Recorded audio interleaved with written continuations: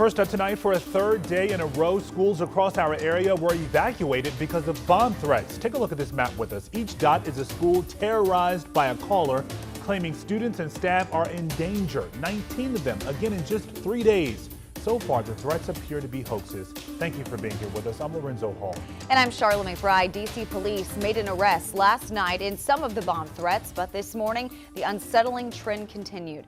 More schools crawling with bomb squads and law enforcement looking for devices that ultimately were never found. Our Matthew Torres is outside the Cardozo Education Campus in Northwest, just one of several schools that received a threat today, and I'm sure just an unsettling day for those who live nearby and those inside those schools today. Matthew.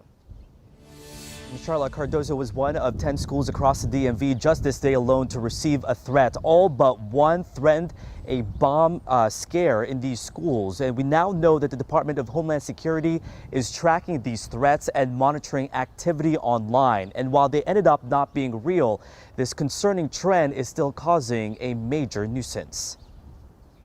From Prince George's County to Arlington, Virginia, police in the DMV once again responding to numerous school threats. A total of 19 threats made to public and charter schools within the last 3 days, ever since one that forced the second gentleman to evacuate at Dunbar High School in D.C. Students, teachers, parents have enough going on. It's disappointing for Advisory Neighborhood Commissioner Victoria Clark. H.D. Woodson High in her district was one of 10 schools on Thursday alone to evacuate students. We need to impress upon young people that this type of behavior is way more serious than they may understand. As federal investigators get involved, police have arrested a 16-year-old boy from Southeast D.C. in connection to multiple bomb threats Wednesday. He has since been charged with terroristic threats. But it is very difficult to have learning take place immediately after a bomb threat. But while everything's been cleared, the threats have become a major disruption and distraction. And I was an executive director of a school that had several bomb threats in the span of a week several years ago. And each one we had to treat as if it could be one. Shannon Hodge of the DC Charter Alliance says schools have emergency response plans to bomb threats that are reviewed every year.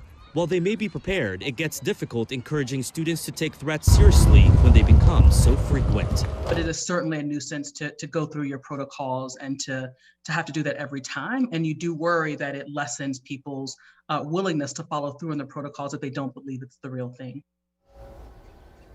Now, we know 3 of the schools received a threat, more than one. Shannon Hodge, who you just saw right there, says there also needs to be a focus on the person making these threats, which tend to be a juvenile. She says she is hearing from local school leaders concerned about how the pandemic has and continues to affect students' behavior.